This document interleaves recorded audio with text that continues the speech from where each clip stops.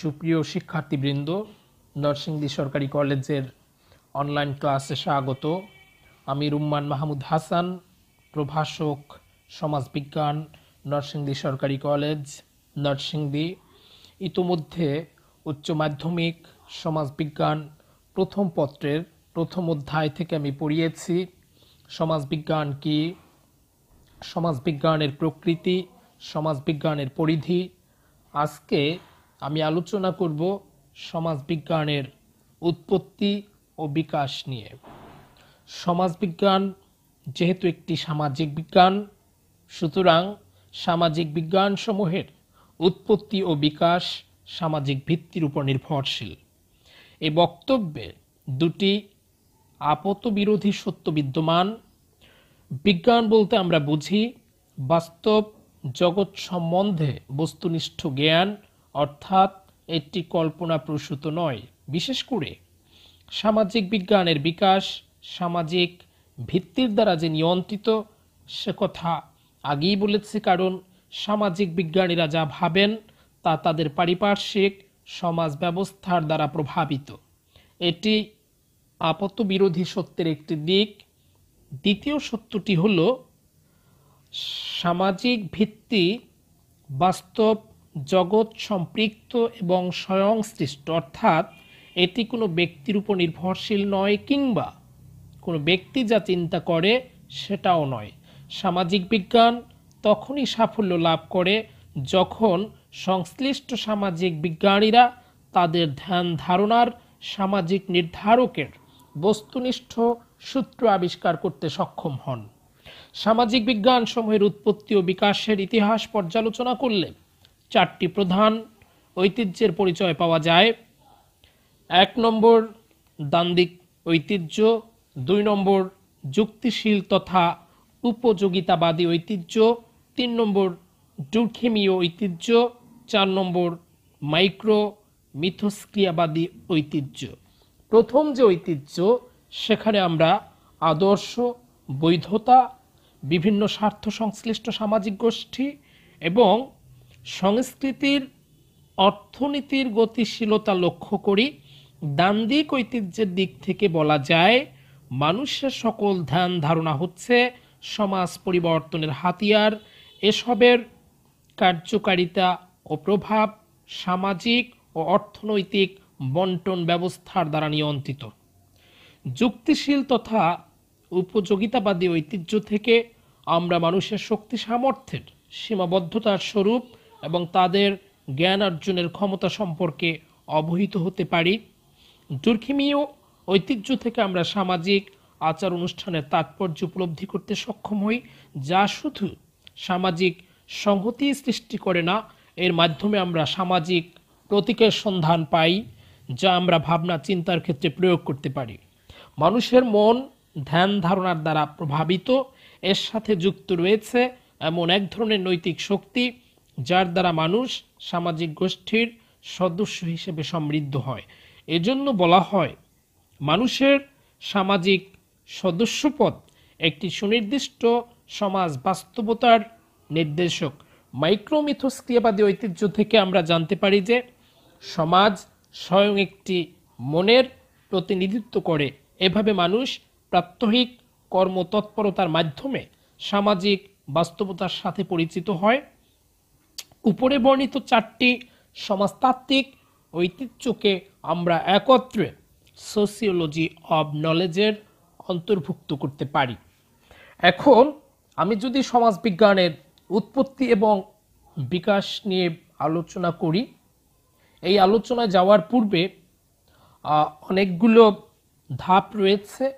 এখন সেই ধাপগুলো নিয়ে আমি আর আলোচনা করব না, তাহলে আমাদের আলোচনার কলেবরটা অনেক বেশি বৃদ্ধি পাবে।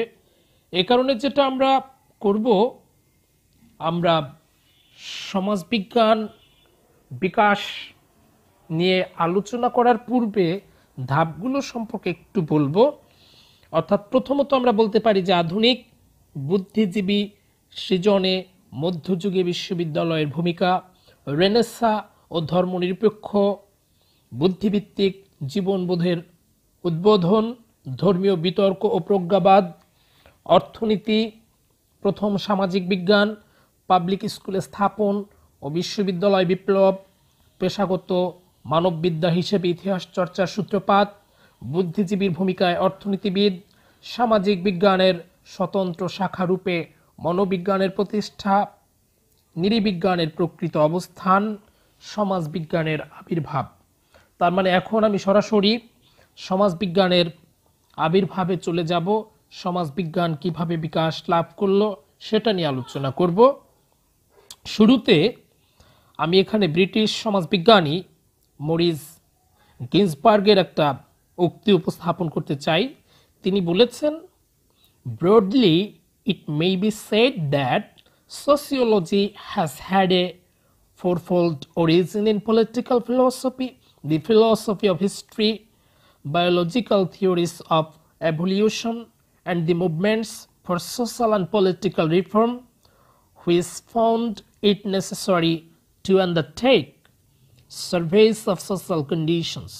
উনি reason and unreason in society এই বইয়ে এটা বলেছেন। তার মানে উপরের যে উক্তিটি, এখান থেকে আমাদের কাছে এটা স্পষ্ট হয় যে বৃহত্তর দৃষ্টিকোণ থেকে সমাজবিজ্ঞানের রয়েছে চারটি উৎপত্তি সূত্র, যথা রাজনৈতিক দর্শন, ইতিহাসের দর্শন, বিবর্তনের জৈবিক তত্ত্বসমূহ এবং সামাজিক ও রাজনৈতিক সংস্কার আন্দোলন। তার মানে শেষোক্ত যে সূত্র, এর সাথে জড়িত রয়েছে সামাজিক অবস্থা সম্পর্কে প্রয়োজনীয় জরিপ কার্য। আসলে সমাজবিজ্ঞানে সাম্প্রতিককালে বহুল ব্যবহৃত সামাজিক জরিপ পদ্ধতি সমাজবিজ্ঞান বিকাশের অন্যতম প্রধান সূত্র হিসেবে স্বীকৃত। আধুনিক সমাজবিজ্ঞানে ব্যবহৃত সামাজিক জরিপের রয়েছে আবার দুটো উৎস।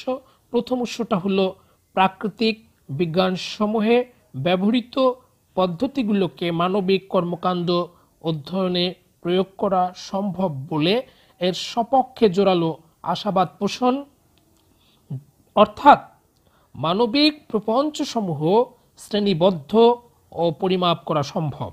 দ্বিতীয়ত, বিশেষ করে 18 শতকের মধ্যভাগে ইংল্যান্ডে শিল্প বিপ্লবের পর সামাজিক সমস্যা হিসেবে শহুরে দারিদ্র্য প্রকট আকার ধারণ করায় এ সম্পর্কে উপলব্ধি শুরু হয় যে এ সমস্যা কোনো সামাজিক প্রপঞ্চ কিংবা ঈশ্বরের দ্বারা সৃষ্ট নয়, বরং এটি অজ্ঞতা ও মানুষ কর্তৃক মানুষের শোষণের ফল।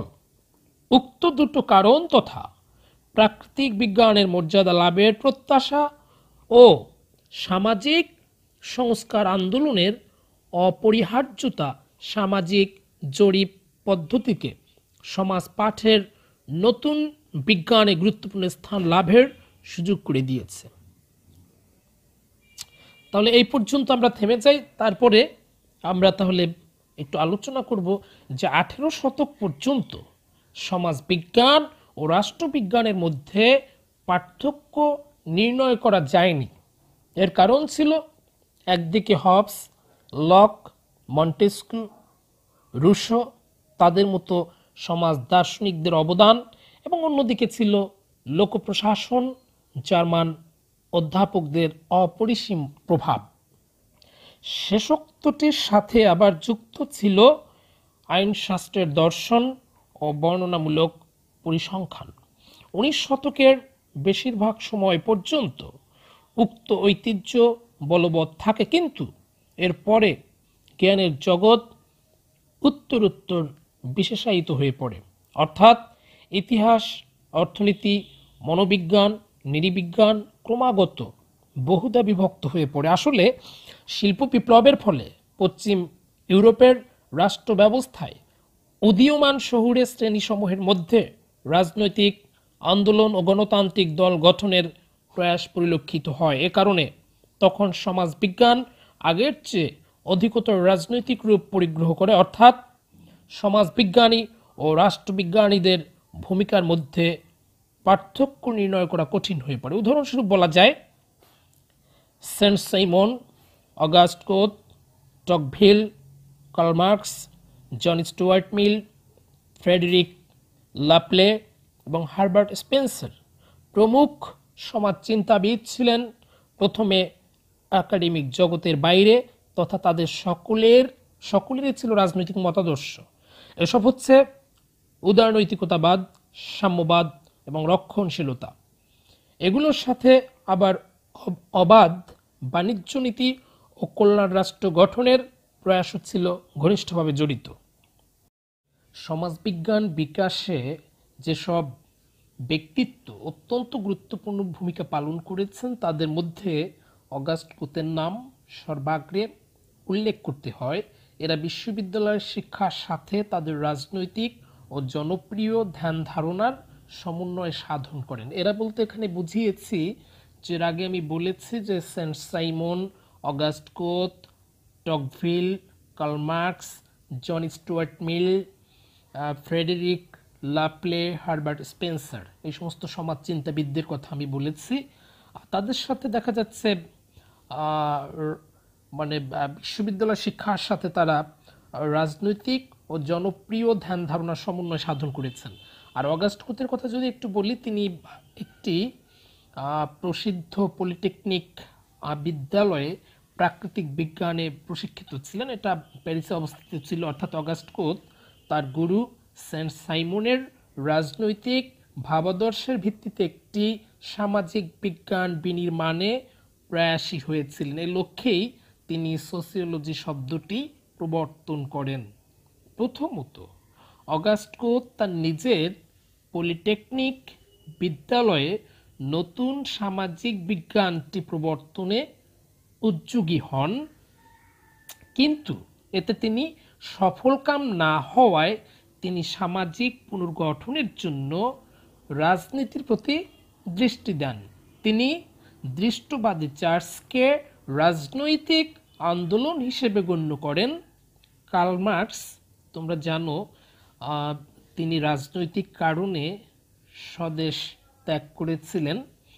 আর তিনি যদি স্বদেশ ত্যাগ না করতেন তাহলে জার্মানিতে দর্শন শাস্ত্রের অধ্যাপনায় নিজেকে নিয়োজিত রাখতে পারতেন। তিনি তার বৈপ্লবিক ধ্যান ধারণা থেকে সমাজ সংক্রান্ত একটি সর্বাত্মক তত্ত্ব প্রতিষ্ঠা করতে সমর্থ হন। লাপ্লে ছিলেন একজন ক্ষেত্র গবেষক।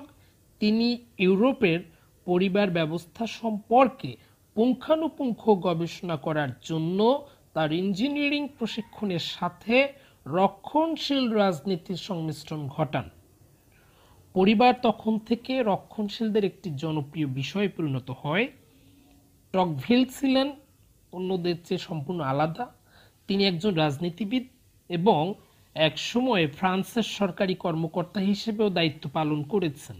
তা সত্ত্বেও তিনি তার মৌলিক পর্যবেক্ষণের সাথে তার ঐতিহাসিক গবেষণার সংযোগ স্থাপন করেন।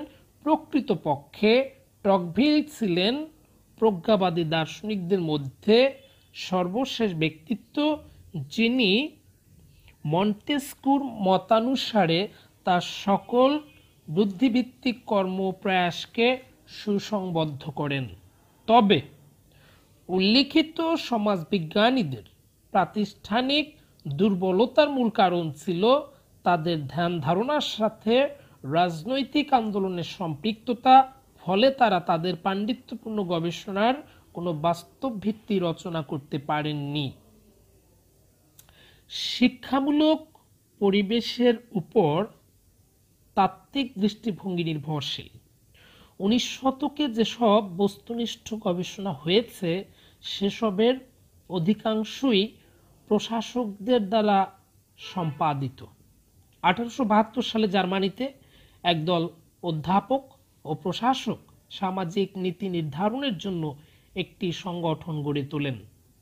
ম্যাক্স ওয়েবার একসময় উক্ত সংগঠনের সদস্য ছিলেন, কিন্তু তিনি দেখলেন যে সমাজ সম্পর্কে গভীর অন্তর্দৃষ্টি ব্যতীত কেবলমাত্র বিচ্ছিন্নভাবে কিছু তথ্য সংগ্রহ করে সমাজবিজ্ঞানের বিকাশ ঘটানো সম্ভব নয়।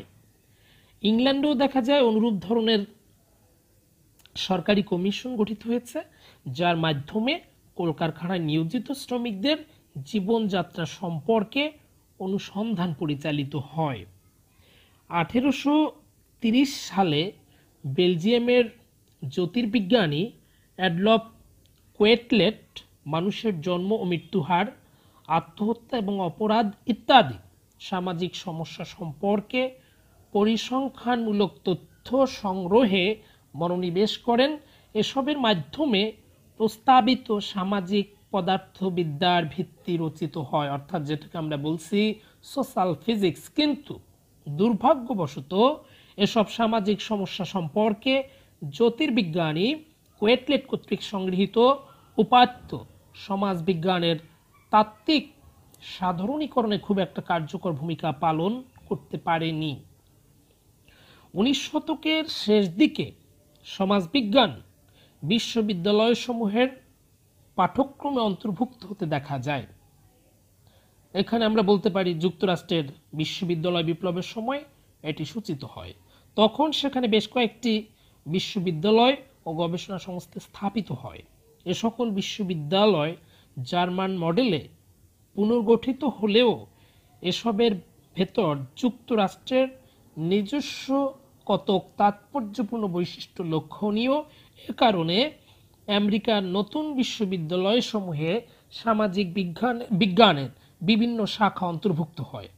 19 শতকে আমেরিকায় বেশ কয়েকটি সামাজিক সংস্কার আন্দোলন সংগঠিত হয়। এসব আন্দোলনে যারা নেতৃত্ব দেন তাদের মধ্যে অগাস্ট কোত, ফুরিয়ার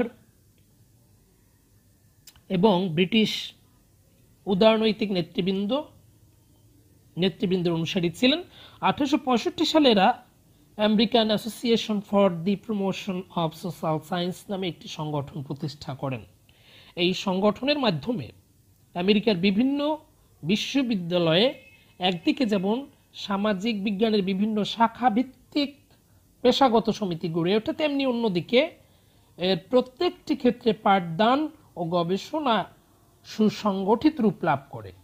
আমেরিকার বিশ্ববিদ্যালয়সমূহে 1880 সালে ইতিহাস ও অর্থনীতি, 1890 সালে সমাজবিজ্ঞান, নৃবিজ্ঞান এবং রাষ্ট্রবিজ্ঞান স্বীকৃতি লাভ করে। শুধু তাই না, 1910 সালে আমেরিকার বিশ্ববিদ্যালয়সমূহে মনোবিজ্ঞান সর্বপ্রথম দর্শন বিভাগ থেকে আলাদা হয়ে স্বতন্ত্র বিজ্ঞানের মর্যাদা লাভ করে। কিন্তু 1892 সালে শিকাগো বিশ্ববিদ্যালয়ে সমাজবিজ্ঞানের পৃথক বিভাগ প্রতিষ্ঠিত হয়, যা পরবর্তীকালে অন্যান্য বিশ্ববিদ্যালয়ে স্থাপিত হয়। এখন এর পাশাপাশি আরেকটু বলি যে আমেরিকার বিশ্ববিদ্যালয়ের সময় যতটা না সমাজবিজ্ঞানের তত্ত্ব বিনির্মাণ ও পরীক্ষা নিরীক্ষায় আগ্রহ দেখা যায়, তার চেয়ে বেশি সোশ্যাল প্রবলেমস সমাধানের উপরে অধিকতর গুরুত্ব আরোপ করা হয়। আমেরিকায় সমাজবিজ্ঞানের বিকাশের আদি পর্বে যারা নিবেদিত প্রাণ ছিলেন তারা একদিকে বিবর্তনবাদ এবং অন্যদিকে সামাজিক মনোবিজ্ঞানের বিভিন্ন প্রত্যয়ের দ্বারা নিজেদের সমৃদ্ধ করেন। এ পর্যায়ে যে সকল সমাজবিজ্ঞানী আমেরিকায় সামাজিক মনোবিজ্ঞানের প্রত্যয়সমূহের উপর নির্ভর করে সমাজবিজ্ঞান চর্চায় মনোনিবেশ করেন তাদের মধ্যে উল্লেখযোগ্য আমরা বলতে পারি চার্লস হার্টন কুলি, জর্জ হার্বার্ট মিড, ডব্লিউ.আই. টমাস। এরা আচরণবাদের চেয়ে বোধশক্তির উপর অধিকতর গুরুত্ব আরোপ করে সমাজবিজ্ঞানের যে ঐতিহ্য গড়ে তোলেন সেটাই সাম্প্রতিককালে আমরা বলতে পারি একটা টার্ম সমাজবিজ্ঞানে আছে, তোমরা পরবর্তীতে পড়বে, যেটার নাম হলো প্রতীকী মিথস্ক্রিয়াবাদ বা সিম্বলিক ইন্টারঅ্যাকশনিজম। তো এইটা গেল আমেরিকান সমাজবিজ্ঞানের বিকাশ। তারপর আমরা একটু আসি ব্রিটেনে। ব্রিটেনের শিক্ষা জগতে সমাজবিজ্ঞান সহজে স্বীকৃতি লাভ করতে পারেনি। অক্সফোর্ড ও কেমব্রিজের মতো সেরা বিশ্ববিদ্যালয়ে সমাজবিজ্ঞানকে অনেকটা অপাংক্তেয় বিষয় হিসেবে গণ্য করা হতো। ব্রিটেনের লন্ডন স্কুল অফ ইকোনমিক্স, এখানে সর্বপ্রথম সমাজবিজ্ঞান প্রবর্তিত হয়। এর মূলে ছিলেন ফেবিয়ান সমাজতন্ত্রী সিডনি ওয়েব। এখানে সমাজবিজ্ঞানের সাথে নৃবিজ্ঞানের একটা মধুর সম্পর্ক গড়ে ওঠে এবং 1908 সালে ব্রিটেনে কতিপয় নগর পরিকল্পনাকারী ও জনহিতৈষীর নেতৃত্বে ব্রিটিশ সোসিওলজিক্যাল অ্যাসোসিয়েশন প্রতিষ্ঠিত হয়, কিন্তু 1960 এবং 1970 সালের আগে বিশ্ববিদ্যালয় পরিমণ্ডলে সমাজবিজ্ঞানের খুব একটা অগ্রগতি সাধিত হয়নি। 19 শতকের শেষ দিকে সমাজবিজ্ঞানের তত্ত্ব প্রতিষ্ঠায় পশ্চিম ইউরোপের বিশ্ববিদ্যালয়সমূহে সমাজতাত্ত্বিক ধারণায় সমৃদ্ধ বেশ কয়েকজন দার্শনিক, সমাজবিজ্ঞানী হারবার্ট স্পেন্সার ও কার্ল মার্কসের জনপ্রিয় রাজনৈতিক মতবাদের প্রতি তাদের প্রতিক্রিয়ার মাধ্যমে উক্ত বিজ্ঞানের তাত্ত্বিক বিকাশে উল্লেখযোগ্য অবদান রাখেন। এখন এদের মধ্যে কয়েকজন হারবার্ট স্পেন্সারের থিওরি অফ অর্গানিক অ্যানালজি, জৈবিক সাদৃশ্য তত্ত্ব অনুসারে সমাজ বিকাশের মডেল নির্মাণ করেন। অন্যদিকে এদেরই কয়েকজন মার্ক্সীয় এবং নব্য কান্টবাদী দর্শন অনুসারে সমাজ বিজ্ঞানের বিকাশ ঘটাতে প্রবৃত্ত হন। এদের মধ্যে উল্লেখযোগ্য হচ্ছেন ফার্দিনান্দ টোনিস, জর্জ জিমেল, কিন্তু এরা তাদের সমাজ দর্শনের ভিত্তি মজবুত করতে সমর্থ হননি। এদের সমাজবিজ্ঞান কখনো উদারবাদের দ্বারা প্রভাবিত হয়েছে, আবার কখনো দৃষ্টবাদের উপর নির্ভরশীল হয়েছে।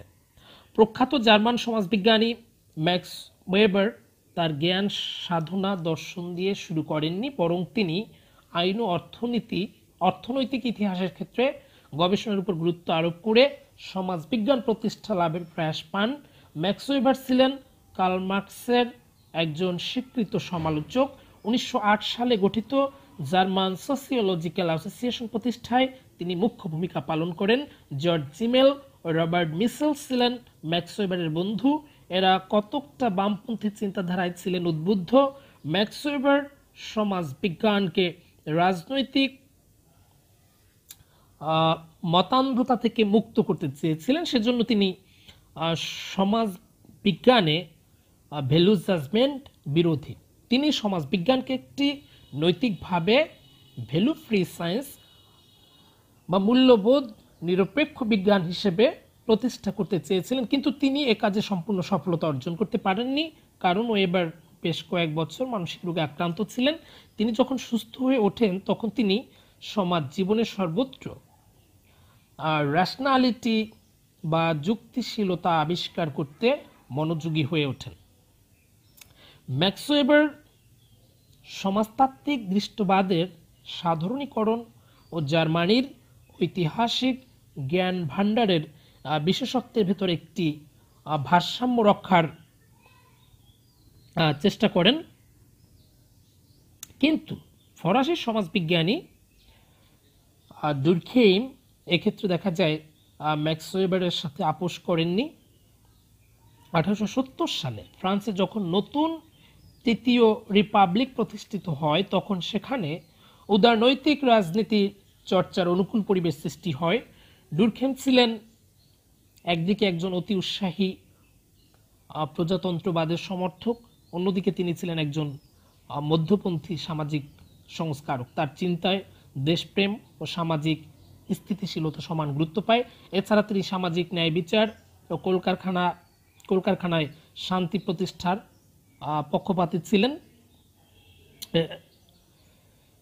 এটা একটা বিষয় যে এর ফলে তিনি দেখা যায় রক্ষণশীল চার্চের প্রভাবমুক্ত হয়ে পাবলিক শিক্ষা ব্যবস্থা প্রবর্তনে তিনি উদ্যোগী ছিলেন।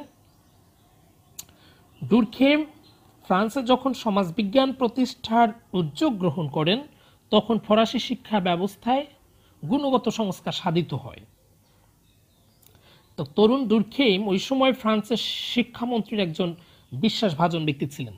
জার্মানির সফলকাম বিশ্ববিদ্যালয়ের শিক্ষা ব্যবস্থাকে পর্যবেক্ষণ করার জন্য ফরাসি সরকার দুরখেমকে জার্মানিতে পাঠান। এ পর্যায়ে দুরখেম ফ্রান্সের এক বিখ্যাত বিশ্ববিদ্যালয়ে শিক্ষা বিজ্ঞানের অধ্যাপক নিযুক্ত হন। এখন দুরখেম তার আপন আদর্শবাদ এবং কর্মদক্ষতার গুণে ফ্রান্সে সমাজবিজ্ঞান চর্চার এমন একটি শক্তিশালী ধারা প্রবর্তন করেন যা সমাজবিজ্ঞানে দুরখেমি ঐতিহ্য নামে পরিচিত, যেটা আমরা একেবারে শুরুর দিকে আলোচনা করেছি। 20 শতকের শুরুতে জার্মানি ও ফ্রান্সে সামাজিক বিজ্ঞানের একটি প্রতিশ্রুতিশীল শাখা হিসেবে সমাজবিজ্ঞান প্রতিষ্ঠা লাভ করতে পারলেও প্রথম 1914 থেকে 18 এবং দ্বিতীয় 1940 থেকে 45 সালে যে মহাযুদ্ধ সমাজবিজ্ঞানের বিকাশে সে দুটো দেশে চরম প্রতিকূলতা সৃষ্টি করে। বিশেষ করে জার্মানিতে 1933 সালে যখন নাজিরা ক্ষমতা দখল করে, তখন থেকে দ্বিতীয় মহাযুদ্ধ পর্যন্ত সমাজবিজ্ঞান এক মারাত্মক সংকটের মুখোমুখি হয়, কারণ নাজিরা সমাজবিজ্ঞানকে ভীষণভাবে ঘৃণা করত। দ্বিতীয় মহাযুদ্ধের শেষ দিকে জার্মানির অধিকাংশ সমাজবিজ্ঞানী হয় মারা যান, না হয় দেশ ত্যাগ করেন। জার্মানি যখন ফ্রান্স দখল করে নেয়, তখন ফ্রান্সের বহু সমাজবিজ্ঞানী পালিয়ে যান। তাদের কয়েকজন যুক্তরাষ্ট্রে গিয়ে দেখা যায় সমাজবিজ্ঞান চর্চা অব্যাহত রাখেন। এদের মধ্যে আমরা উল্লেখ করতে পারি লেভি স্ট্রস, যিনি দ্বিতীয় মহাযুদ্ধের পর আমেরিকা থেকে স্বদেশে প্রত্যাবর্তন করেন। এরূপ বিশ্ব পরিস্থিতিতে যুক্তরাষ্ট্র বিশ্ব সমাজবিজ্ঞানের প্রধান কেন্দ্রের স্থল হিসেবে বিখ্যাত হয়ে ওঠে। 1970 সালে ব্রিটেন সহ ইউরোপের বিভিন্ন বিশ্ববিদ্যালয়ে সমাজবিজ্ঞানের বিপুল প্রসার ঘটে এবং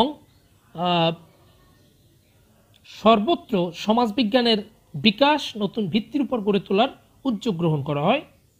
সমাজবিজ্ঞানের উৎপত্তি ও বিকাশ বস্তুনিষ্ঠভাবে বিশ্লেষণের জন্য আমাদেরকে অবশ্যই শুধু প্রাতিষ্ঠানিক ভিত্তির উপর গুরুত্ব দিলে চলবে না, সমাজবিজ্ঞানের অভ্যন্তরীণ ইতিহাসের দিকেও আমাদের দৃষ্টি দিতে হবে। অর্থাৎ সমাজবিজ্ঞানের আমরা যে 4টি ঐতিহ্যের কথা বলেছি, সেই ঐতিহ্যগুলো নিয়ে এখন আমরা একটু আলোচনা করব। প্রথমত হলো 1940-এর দশক পর্যন্ত সমাজবিজ্ঞানের বিকাশ। এখানে রয়েছে প্রজ্ঞাবাদী চিন্তাবিদ, তাদের অবদান। 18 শতক, সেখানে আমরা বলতে পারি যে 1790 থেকে 1850 অগাস্ট কোতের নাম বলতে পারি, হেগেলের নাম, এবং 1850 থেকে 1870 আমরা স্পেন্সারের নাম বলতে পারি, মার্কসের নাম। 1880 থেকে 1920 সেখানে আমরা বলতে পারি Durkheim and French sociology, Hobhouse British and American sociology, Weber German sociology. এবং 1920 থেকে 1940 structural functional anthropology, cultural anthropology, Chicago sociology, আরেকটা হলো অর্থোডক্স মার্কসিজম বা গোড়া মার্ক্সবাদ। এটা হলো 1940-এর দশক পর্যন্ত সমাজবিজ্ঞানের বিকাশ। এরপরে আমরা যদি বলি দান্দিক ঐতিহ্যের কতক প্রধান বিষয়, সেখানে আমরা প্রথমত বলতে পারি 1800 থেকে 1840 ক্লাসিক্যাল ইকোনমিক্স, সেখানে হলো রিকার্ডো এবং হেগেল। এবং 1840 থেকে 1870 এখানে আমরা বলতে পারি German historical economics, Real politic অর্থাৎ জার্মান ঐতিহাসিক অর্থনীতি এবং বাস্তব রাজনীতি, মার্কস অ্যান্ড এঙ্গেলস। 1870 থেকে 1900 সেখানে আমরা বলতে পারি নিৎসে এবং এঙ্গেলসের দান্দিক বস্তুবাদ। এবং 1900 থেকে 1920 সেখানে আমরা বলতে পারি ওয়েবার, মিসেলস। তারপর হচ্ছে মার্কসিস্ট থিওরিস অফ ইম্পেরিয়ালিজম, তারপর হচ্ছে জিমেল। 1920 থেকে 1940 সেখানে আমরা বলতে পারি ম্যানহাইম, তারপর হচ্ছে লুকাক্স, গ্রামসি, তারপরে Frankfurt school, Marxist sociologist of science. 1940 থেকে 1960 সেখানে আমরা বলতে পারি গার্ট এবং মিলস তাদের নাম, এবং তাদের ফাংশনালিস্ট কনফ্লিক্ট থিওরি, এটা হলো কোজারের ফাংশনালিস্ট কনফ্লিক্ট থিওরি, কোজারের তাদের নাম আমরা এখানে বলতে পারি। তারপর হচ্ছে অর্গানাইজেশন থিওরি বা সংগঠন তত্ত্ব, স্ট্র্যাটিফিকেশন থিওরি এবং পলিটিক্যাল সোসিওলজি। এবং 1960 থেকে 1990 আমরা বলতে পারি কনফ্লিক্ট থিওরি। তারপর হচ্ছে Lenski, Collins, new Marxism and new Weberianism, নব্য মার্ক্সবাদ এবং নব্য ওয়েবারীয় মতবাদ, এবং ওয়ার্ল্ড সিস্টেম থিওরি। তারপরে historical sociology of revolution, social movements and the state, তারপরে সেক্স স্ট্র্যাটিফিকেশন থিওরি। এই সমস্ত বিষয় উল্লেখযোগ্য। এরপরে আমরা যদি বলি আরেকটা ধারা, যেটা হলো যুক্তিশীল তথা উপযোগিতাবাদী ঐতিহ্যের কত প্রধান বিষয়, সেখানে আমরা 1690-এ বলতে পারি লক, তার সামাজিক চুক্তি বা সোশ্যাল কন্ট্রাক্ট। 1720 সালে আমরা বলতে পারি মেন্ডেভিল, তার হচ্ছে ব্যক্তিগত দুষ্কর্ম এবং সর্বসাধারণের সদ্গুণ, এটা নিয়ে একটা তত্ত্ব। 1740 সালে আমরা বলতে পারি হিউম এবং হার্টলি তাদের অ্যাসোসিয়েশন অফ আইডিয়ার ধারণা, অ্যাসোসিয়েশন অফ আইডিয়া অর্থাৎ ধ্যান ধারণার সমন্বয়। এবং 1760 থেকে 1780 অ্যাডাম স্মিথ মোরাল সিম্প্যাথি, আর একটা হচ্ছে অবাধ বাণিজ্য অর্থনীতি। 1800 সালে আমরা বলতে পারি বেনথাম, তার হচ্ছে উপযোগিতাবাদী আইন সংস্কার। 1860 সালে জে এস মিল উপযোগিতাবাদী নীতিবোধ।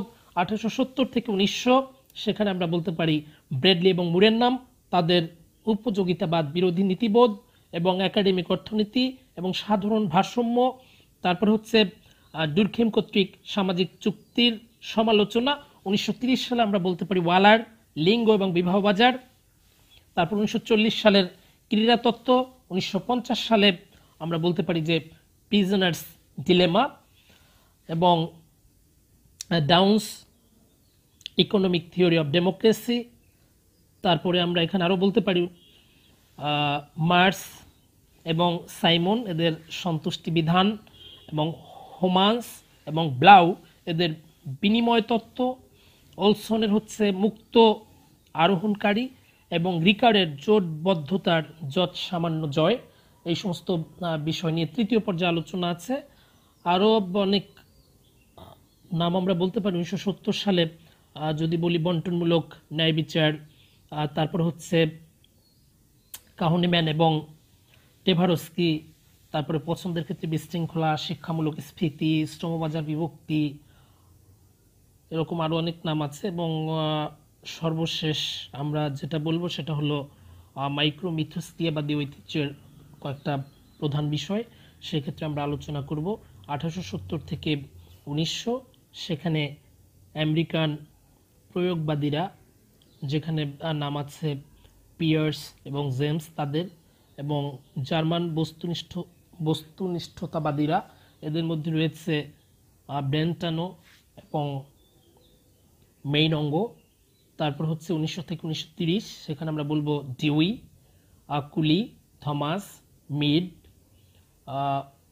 হুসারল। এবং 1930 থেকে 1960 এখানে আমরা বলতে পারি যে সিম্বলিক ইন্টারঅ্যাকশনিজম বা প্রতীকী মিথস্ক্রিয়াবাদ, ব্লুমার।